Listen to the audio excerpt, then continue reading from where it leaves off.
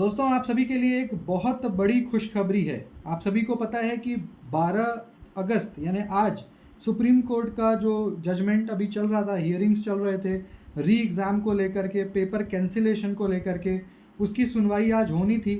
आज फिर से हम कह सकते हैं कि वो जो पूरा पीआईएल था जिसमें रिज़ल्ट आए ऐसी बात कही गई थी एडवोकेट उज्जवल गौर जी के द्वारा, उसको पूरी तरह से हम कह सकते हैं कि रिजेक्ट कर दिया गया है। और मैंने आपको पहले भी बोला था कि आप सभी लोग री एग्ज़ाम के लिए तैयार रहिए।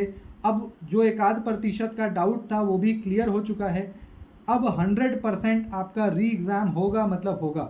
ये मैंने अपने जब 7 अगस्त को हियरिंग हुआ था उस समय भी मैंने वीडियो बनाया था, आपको बोला था कि आप इस चीज़ को मान के चलिए कि आपका री एग्ज़ाम 21 अगस्त से होना ही होना है। इसका एक कारण जो मजबूत दिख रहा था वो ये था कि जब पिछले महीने 22-23 तारीख को धर्मेंद्र प्रधान जी, माननीय शिक्षा मंत्री जी का जो प्रेस कॉन्फ्रेंस था उसमें उन्होंने क्लियर किया था कि जब डेट्स हमने रिलीज़ कर दिए तो फिर रिज़ल्ट की का कोई चर्चा ही नहीं है, फिर तो एग्ज़ाम होना है, मतलब होना है। तो उन्होंने आज से 20 दिन पहले ही ये बातें कही थी। और कहीं ना कहीं सरकार के पास जो ताकत है वो बहुत ज़्यादा होती है, और सरकार का मंत्री अगर ये बात कह रहा है कहीं ना कहीं इसमें गंभीरता होती है। तो एग्ज़ाम अब आपका होने जा रहा है, कहीं से इफ़ और बट नहीं है। एडमिट कार्ड आपका 2 दिन पहले आता है। जिन लोगों का 21 को एग्ज़ाम है 19 को उनका एडमिट कार्ड आएगा। आपका जो सीटी को लेकर के इंटीमेशन है वो 15 या 16 अगस्त तक आने की प्रबल संभावना है। अलग अलग डेट्स पे अलग अलग सब्जेक्ट के एग्ज़ाम है तो एडमिट कार्ड एक साथ नहीं आएगा। जैसे 21 वालों का पेपर है तो 19 को आ जाएगा, 22 का है। तो जिस भी दिन आपका एग्ज़ाम है उससे 2 दिन पहले या 3 दिन, 2 से 3 दिन में मैक्सिमम बोल रहा हूँ, आपका एडमिट कार्ड आएगा। उसको लेकर के बहुत ज़्यादा घबराने की आवश्यकता नहीं है। तीसरी बात ये कि कई लोग ये पूछ रहे हैं कि सर पेपर 1 को ज़्यादा टाइम दें या पेपर 2 को ज़्यादा टाइम दें, इस मीन है। तो देखिए साथियों, आप सभी लोग जानते हैं कि पेपर 2 आपका कोर सब्जेक्ट है। आखिरकार आपको उसी में स्कॉलर बनना है और अल्टीमेटली प्रोफेसर भी आप। तो पेपर 2 आपका अपना सब्जेक्ट है, वहाँ से 100 क्वेश्चन आता है, इसलिए उसके साथ आप कोई कॉम्प्रोमाइज़ मत करिए। क्योंकि 100 क्वेश्चन में अगर आप 70 प्लस भी करते हो तो जेआरएफ की स्थिति बनती है। पेपर 1 तो एप्टीट्यूड है, उसमें तो आपको खैर ध्यान देना ही है, लेकिन एप्टीट्यूड में क्या है कि अगर आप 30 to 35 तक भी, हम 35 मान के चलते हैं, इतना भी अगर आप करते हो तो आप बहुत ही मजबूत स्थिति में हो। और पेपर 2 जो आपका कोर सब्जेक्ट है, क्योंकि वहाँ पे क्वेश्चन के जो नंबर्स हैं वो बहुत ज़्यादा हैं, 100 हैं, वहाँ कोशिश करिए कि 70, 80, 75 या इससे भी ज़्यादा आप कर सकें, आपके लिए बहुत ज़्यादा लाभप्रद होगा। चौथी बात यह है कि कई लोग ये पूछ रहे हैं कि सर जब क्वेश्चन पेपर आता है, क्योंकि ऑनलाइन एग्जाम होना है, स्क्रीन पे क्वेश्चन और 1 to 100 और 1 to 150, यानी तो ऐसे में पेपर 1 पहले करें या पेपर 2 पहले करें, पेपर 1 में पहले क्या करें, डीआई करें, थियोरेटिकल करें, इस तरह की भी बातें हैं।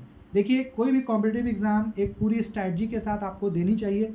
और क्योंकि जब एग्ज़ाम में आप बैठेंगे तो ऐसा कोई सर्टेन नहीं है भाई कि जो शुरुआत के 5 क्वेश्चन होंगे वो टीचिंग का होगा कि डीआई का होगा या फिर रीडिंग कॉम्प्रिहेंशन का होगा, कुछ भी हो सकता है।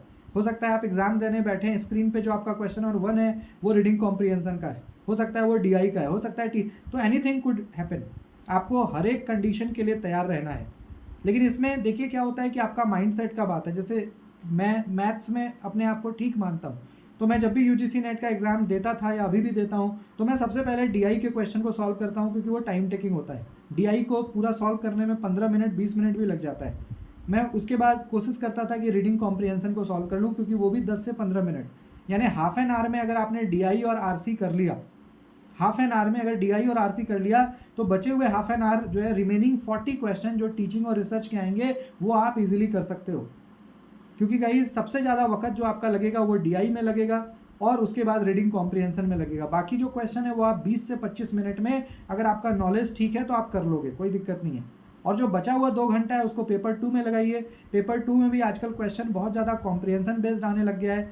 आपको करीब 20 से 25 क्वेश्चन ऐसा मिलेगा जो कॉम्प्रिहेंशन या यानी कई सारे पैराग्राफ्स होंगे उस पर बेस्ड क्वेश्चन होगा, चाहे आप कोई भी सब्जेक्ट से हो। तो इसलिए उसके लिए भी तैयार रहिए, रीडिंग हैबिट डेवलप करना और क्रिटिकली उसको समझना और उसके बेस पे आंसर फाइंड आउट करना। ऐसे क्वेश्चन आजकल बहुत आ रहे हैं, पहले 5 या 10 आते थे, अब 25-30 की संख्या हो गई कॉम्प्रिहेंशन बेस्ड। तो इसके लिए तैयार रहिए। बाकी पेपर 2 में एज सच ऐसा कुछ भी नहीं है, क्वेश्चन और 1 to 100 की तरफ आप बढ़िए। लेकिन इस चीज़ का ध्यान रखना है कि अगर कोई क्वेश्चन अगर आपको आता है तो उसको करिए। जहाँ आपको लग रहा है किसी क्वेश्चन में कि मेरे से नहीं हो पाएगा, बहुत टफ है या मैंने इसको कभी नहीं पढ़ा, तो बहुत टाइम वेस्ट करने से अच्छा है कि आप उसको स्किप कर दीजिए। क्योंकि 150 क्वेश्चन आपका है लेकिन कट ऑफ आपका 90 से लेकर 105, मैं जनरल की बात कर रहा हूँ, बाकी कैटेगरी वालों का तो और कम होता है। तो 90 to 105 में आपका JRF हो जाएगा नंबर ऑफ क्वेश्चन पे। तो ऐसे में आप ये समझ के चलिए कि 150 में जिन्होंने करीब करीब 100 या उससे ज़्यादा क्वेश्चन कर दिया, JRF की स्थिति बन जाएगी किसी भी सब्जेक्ट में। तो इसलिए जो क्वेश्चन आए उसको करिए, ना आए तो 15, 20, 25 क्वेश्चन वैसे भी आप छोड़ के आ सकते हो, कोई दिक्कत नहीं है। वो गलत भी होगा तो आपको कोई फ़र्क नहीं पड़ेगा, लेकिन ये कोशिश करना है कम से कम 110 क्वेश्चन इतना का आप टारगेट लेके चलो कि मुझे 150 में 110 क्वेश्चन ही करना है, लेकिन अच्छे से करना है। निश्चित रूप से आपका JRF होगा, नेट तो खैर होना ही होना है।